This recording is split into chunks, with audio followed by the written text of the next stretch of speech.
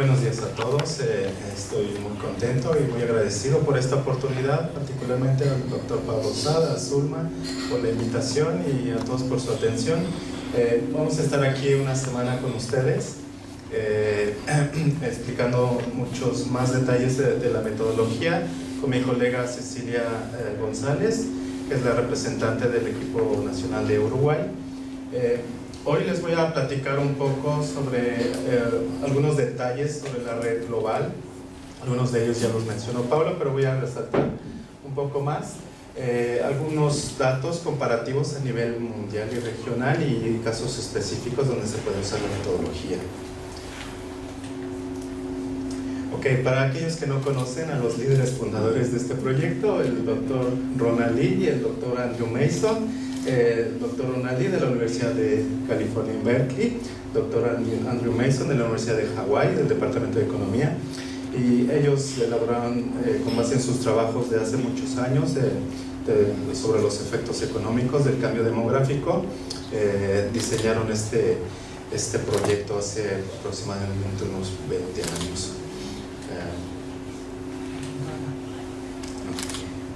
Bueno, en la economía generacional hay básicamente dos principios básicos, que es tratar de medir las implicaciones económicas del cambio en la estructura por edad de la población, y el segundo de ellos es tratar de aterrizar estos estudios desde un enfoque de política pública, brindar recomendaciones para aprovechar las oportunidades y enfrentar de mejor manera los retos del cambio demográfico.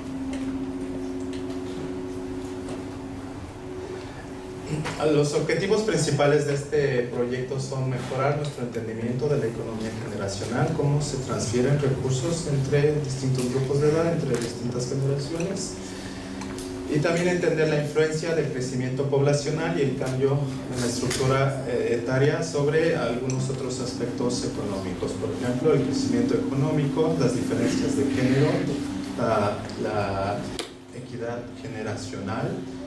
Con equidad generacional nos referimos, bueno, imaginen que los gobiernos gastan mucho en este periodo, entonces les dejan deudas a las generaciones futuras. Y las finanzas públicas y los sistemas de pensiones. Bueno, en términos de finanzas públicas, el peso relativo de los impuestos y las transferencias que hace el gobierno, que tienen que ver con la distribución etaria. Bueno, un poco de historia. En 2003 había 7 países, que es básicamente cuando nace este proyecto, digamos de manera informal. Hubo reuniones en Berkeley. ¿Tú participaste, Pablo, en estas reuniones? Me parecen algunas iniciales. 2006. Bueno, en 2003 hubo una reunión, las primeras reuniones donde se empezó a formalizar este proyecto con 7 países que representan alrededor de 1.000 millones de personas a nivel global. Y lo que quiero destacar aquí es que Brasil y Chile fueron países precursores, 2 países de Latinoamérica. Para 2012 ya había 39 países en la red, ¿sí? y 10 países de Latinoamérica, Argentina, Brasil, Colombia, aquí están listados, y todos estos 39 países representan ahora 5.000 millones de personas a nivel global. Ya para 2018 ya tenemos prácticamente 94 países, representan más del 70% de la población global, y la idea de este año es incorporar a Paraguay, y esta semana trataremos de avanzar y apoyarlos en la construcción de sus cuentas. Bueno, ya Pablo mencionó que hay diversos patrocinios para este proyecto. En particular quiero resaltar el de la División de Población de Naciones Unidas, que es el que está financiando este proyecto básicamente para este año. Bueno, hemos tenido cerca de 12 conferencias globales. 2 de ellas ya se han celebrado en países latinoamericanos, una en 2011 en Río de Janeiro y Belo Horizonte, y la otra el año pasado en la Ciudad de México. Bueno, les voy a mostrar, sigo un poco con la historia. Esta es una de las primeras reuniones en 2006. Miren, estos son los integrantes en ese entonces. Aquí está Jorge Bravo, que es de los precursores. Tim Miller, ¿dónde está Tim Miller? Tim Miller, Gretchen, Ron Andy y Sangiov, que es el director actual. Bueno, los que crean las teorías malthusianas de crecimiento exponencial, bueno, este es el ejemplo. En 2014, este es, digamos, algunos participantes que fueron, y no fuimos todos, Bueno, ante este crecimiento ya hay muchísimos países en la red, entonces hubo necesidad de hacer un cambio en la estructura del proyecto. Se creó un reglamento interno el año pasado, obviamente presidido por los miembros fundadores, Ron y Andy, y ya hay un consejo ejecutivo formal, presidido por el Dr. Sangiov Lee. Y también en la estructura contamos con coordinadores regionales de 4 continentes principalmente, y obviamente tenemos representación en Latinoamérica, y Paulo y la doctora Piedad Urrinola son nuestros coordinadores regionales. Bueno, eso sí. Por supuesto, Iván, tenés que contar. Tenemos una de las máximas autoridades acá hablando, profesor. Bueno, sobre los aportes del proyecto tenemos básicamente la intención es el mejoramiento de la producción y calidad de la información demográfica económica. Obviamente hay un enfoque de investigación. Tratamos de producir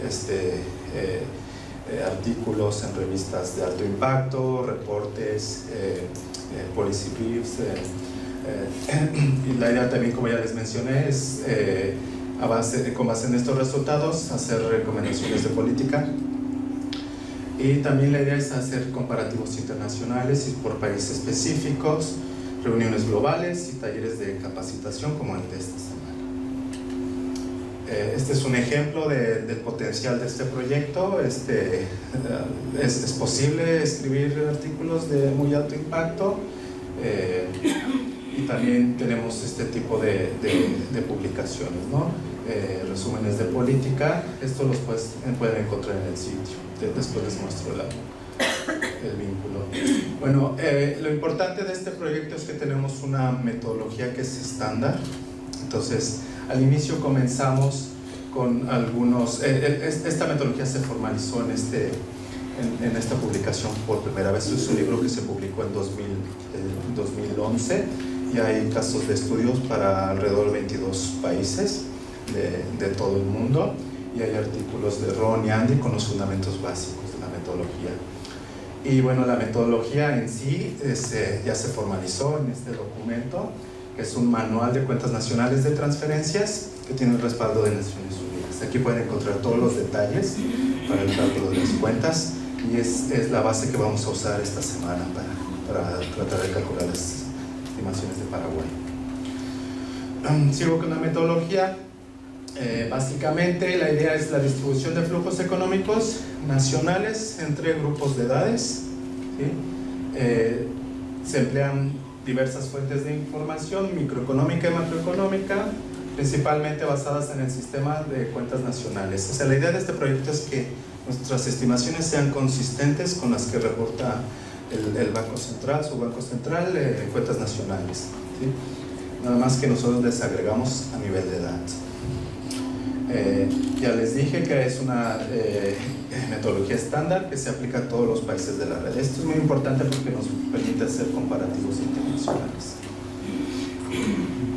Bueno, voy a otra vez esta gráfica la vamos a estar viendo toda la semana. Después de una semana, los que se queden al curso de capacitación ya la van a soñar. Entonces, es el instrumento básico que usamos en este proyecto, y Pablo ya les explicó algunos detalles: déficit en jóvenes, déficit en adultos mayores, básicamente por el principio de que los niños y los adultos mayores no pueden sostener su consumo vía ingresos laborales. Entonces necesitan otros instrumentos para financiar este tipo de consumos, ¿sí?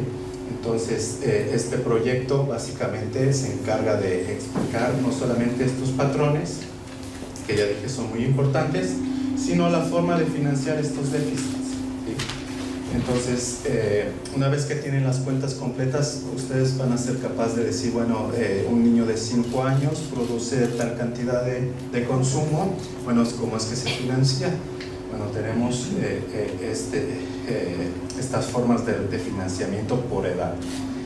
Por ejemplo, en este ejemplo que es la curva global para el año 2006, tenemos que el déficit de los niños se cubre básicamente con dos componentes: transferencias privadas en naranja y transferencias públicas. Básicamente, contribuciones del gobierno en educación, salud, gastos de educación, salud, que no paga directamente a las familias, y las provee el gobierno, pero las familias tienen que cubrir otro tipo de costos, alimentación, otro tipo de cuotas para los niños. En el caso de los adultos mayores, el sistema de transferencias es un poco distinto porque depende un poco más de la acumulación de activos. ¿Esto cómo funciona? Tenemos transferencias privadas, transferencias públicas en edades productivas, que son negativas porque los padres transfieren recursos a sus hijos o a los adultos mayores cuando tienen capacidad de generar ingresos que exceden su consumo.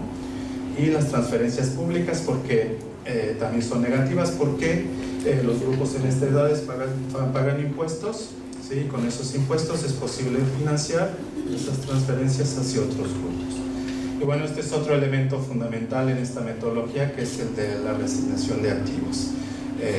En este caso, la idea principal es transferir recursos de una generación a otra o un grupo de edad a otro, basado en relaciones, en transacciones económicas formales, por ejemplo, ahorro para pensiones, crédito al consumo. Si ustedes adquieren un crédito, tienen ingreso disponible para pagar su consumo en estas edades, o ahorran cuando tienen capacidad de ahorro y usan ese ahorro para financiar su retiro. Son algunos de los ejemplos. En términos de comparativos internacionales, esto es muy importante porque no todas las economías son iguales, no todas las transiciones demográficas son iguales entre los países. Y por ejemplo, en esta gráfica les muestro diferencias por grupos económicos. Por ejemplo, la línea azul representa los grupos de países con alto ingreso per cápita. Aquí lo que vemos es que la entrada al mercado laboral es mucho más avanzada, en edades más avanzadas, o sea, hay un retardo porque hay una inversión en capital humano, inversión en educación, y la curva implementa de manera sostenida hasta alcanzar su tope y luego cae. Pero una característica importante en estos grupos es que la caída es muy fuerte hacia las edades de retiro, porque en este tipo de países hay mucho más capacidad económica y las personas tienen ingresos para el retiro que han acumulado en sus fondos de pensiones, a diferencia de grupos económicos o países con menor desarrollo económico, que es esta línea naranja, donde la entrada al mercado laboral es en edades muy tempranas, incluso 10 años para algunos países, y entonces aquí hay deserciones escolares, los chicos empiezan a entrar al mercado laboral desde muy tempranas edades, y bueno, entran más temprano, pero su productividad es más baja. O sea, en relación a su ingreso total, ganan menos en comparación que otros países, ¿sí? Y bueno, el comportamiento es básicamente el mismo, pero una diferencia importante es hacia las edades adultas, donde en este tipo de países, incluidos los nuestros, que digamos nos encontramos aquí, o aquí en México o Paraguay, estamos en este rango, bueno, la caída es es más suave.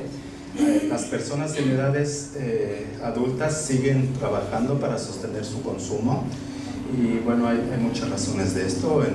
Por ejemplo, hay alta informalidad, las personas en la informalidad no fueron capaces de generar ahorros para su retiro, entonces tienen que seguir trabajando en edades avanzadas.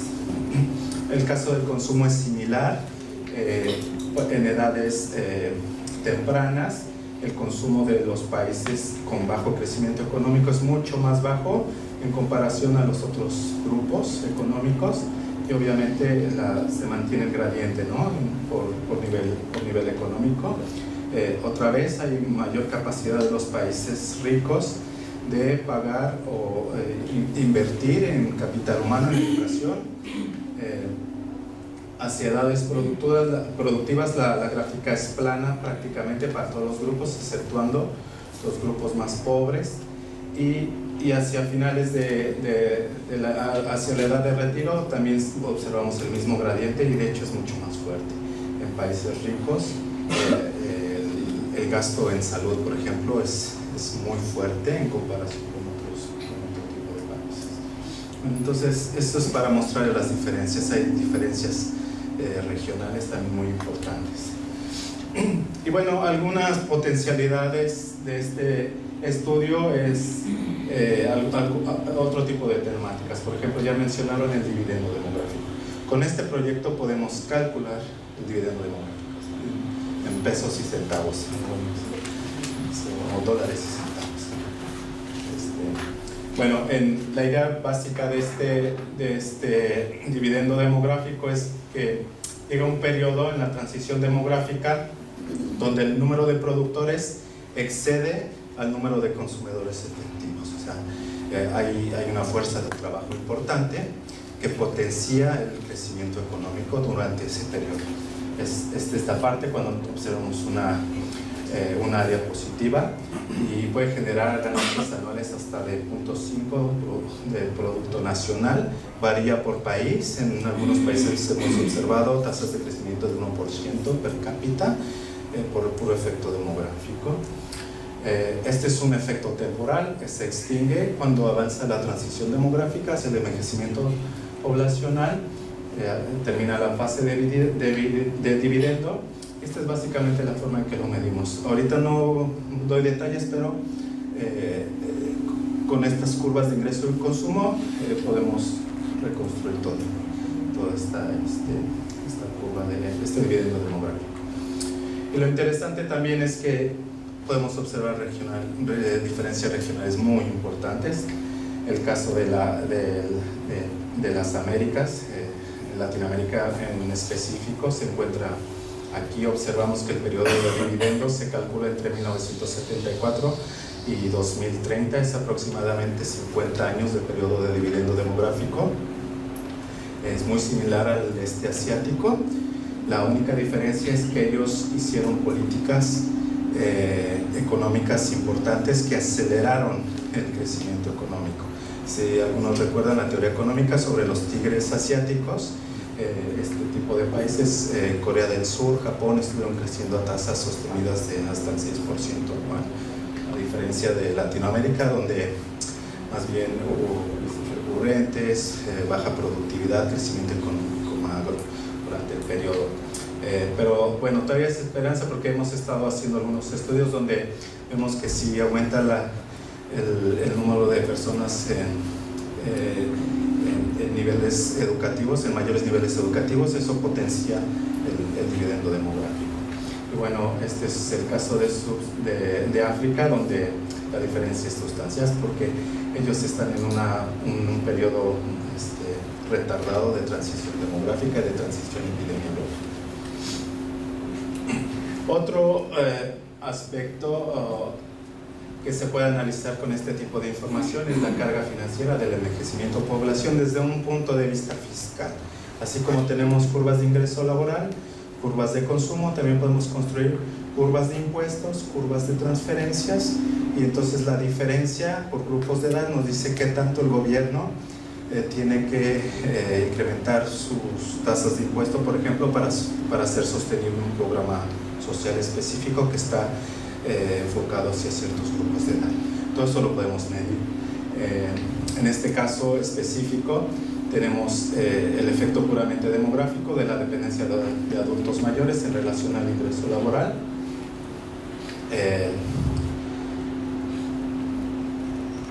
Bueno, no es efecto fiscal, pero es muy similar.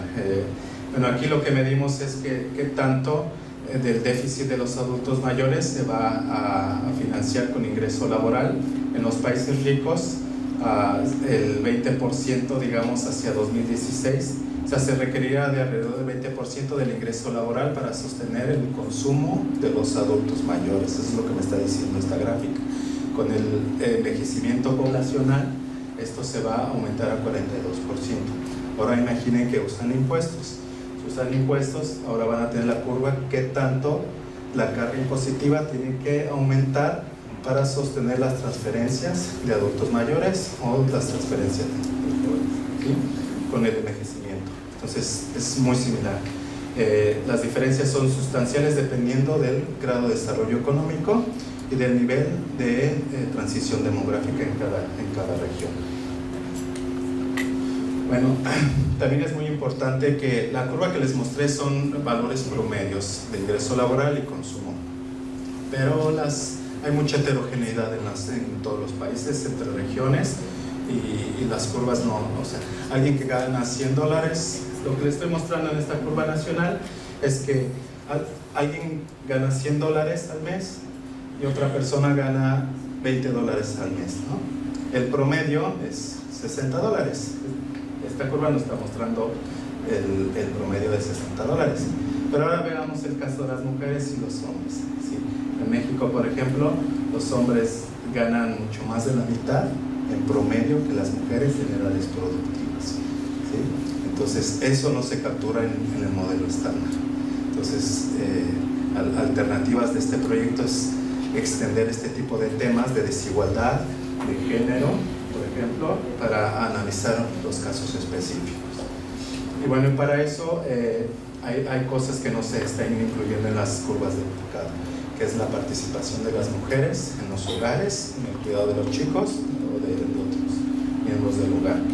Y hay un proyecto alternativo que es el de cuentas nacionales de transferencias de tiempo, que se encarga de hacer la medición de estas actividades productivas de las mujeres, particularmente hombres y mujeres, pero donde se observa que el peso relativo de las mujeres es mucho más alto. Sí, básicamente tenemos la medición de tiempo dedicado a estas actividades, su evaluación económica, el potencial para incrementar el dividendo demográfico, el que le mostré, porque no estamos incluyendo incrementos en la productividad de las mujeres, que es muy baja, y el incremento en la participación laboral. Este es un ejemplo de México para resaltar un poco este punto. Básicamente se observan aquí abajo de la gráfica las tasas de participación en el mercado y en el autoconsumo. Este es tasas de participación laboral en actividades remuneradas. Bueno, los hombres tienen tasas de participación en general mucho más altas que el de las mujeres. En cambio, en actividades productivas no remuneradas, ¿sí? Básicamente en el hogar, las mujeres tienen una participación laboral mucho más alta, pero estas actividades no reciben una remuneración, ¿sí? Y también tienen una participación laboral más alta en el cuidado de los miembros del hogar, ¿sí? Entonces, con este proyecto anterior es posible medir ese efecto, imputar, se suma, se mide el efecto y se agrega a la curva nacional. Esta es la curva nacional que les había mostrado anteriormente para el caso de México: consumo, ingreso laboral. Cuando agregan la participación de las mujeres, vean cómo aumenta el ingreso laboral. Este es el potencial que hay de valorar ese trabajo de las mujeres, insertar a las mujeres en mercados laborales, y este es el efecto en el consumo. Bueno, si lo vemos por género, aquí se ve la diferencia, ¿no? Miren, antes no teníamos ningún déficit del ciclo de vida para las mujeres. Bueno, aquí no muestro el consumo, pero el consumo va por aquí arriba. Lo muestro más acá. Este es el consumo. La curva de las mujeres está aquí abajo. Si no incluimos estas actividades, que siempre están en términos deficitarios. Siempre están en déficit. Cuando agregamos las actividades no remuneradas y las evaluamos, la curva incrementa a este nivel. Entonces observamos un ligero superávit en relación al consumo, porque el consumo también aumenta y también aumenta el de los hombres, y la diferencia sigue siendo alta, pero mucho menor, ¿no? Entonces no entro a detalles, pero solamente quiero mostrarles el potencial que que tenemos para hacer este tipo de análisis con este tipo de metodologías, ¿sí? Y Pablo también ya mencionó el caso de El Salvador, este es el caso de México, y regreso al ejemplo de los $100, los $20, alguien que gana $100, ¿sí? En México, una persona con nivel educativo alto, este de aquí, estas curvas azules, gana 7 veces más que alguien sin educación. Entonces, esto con muy poca educación. Entonces, las diferencias son abismales. En la curva promedio, obviamente, no vemos estas diferencias, ¿sí? Y las diferencias también las observamos en el consumo, ¿sí? Una persona educada gasta mucho más que una persona con poca educación, ¿sí? Entonces, esto es importante porque podemos medir efectos a largo plazo de la desigualdad económica, de la desigualdad de género, cómo se acentúan o cambian esas diferencias con el envejecimiento demográfico, por ejemplo, ¿sí? ¿Es posible sostener un dividendo demográfico cuando hay estas diferencias? ¿Cómo se mide? Ese tipo de preguntas. O sea, nuestro enfoque es generacional, ¿sí? Y bueno, desde la perspectiva de los objetivos de política relevantes hacia los objetivos de desarrollo sostenible, igual, análisis de pobreza, de educación, desigualdad de género y desigualdades económicas en general, pero otra vez desde un enfoque generacional, ¿sí? Porque tenemos la distribución de la edad, tenemos la distribución de gastos educativos, tenemos la distribución por género, por desigualdad económica. Entonces, hay una gran potencialidad. Finalmente, tenemos un sitio web de la red. Esta es la dirección, el vínculo. Y aquí pueden encontrar mucha información. Pueden encontrar datos abiertos para muchos países. Hay muchas gráficas. Pueden explorar y pueden encontrar muchísima información relevante. Reflexiones finales: la transición demográfica trae consigo oportunidades, pero también retos importantes, y las implicaciones del cambio demográfico se pueden ver desde diferentes ópticas y los potenciales impactos en la economía, y la metodología de NTA es una herramienta útil para medir estos efectos y recomendar acciones de política con una evidencia empírica. Muchas gracias.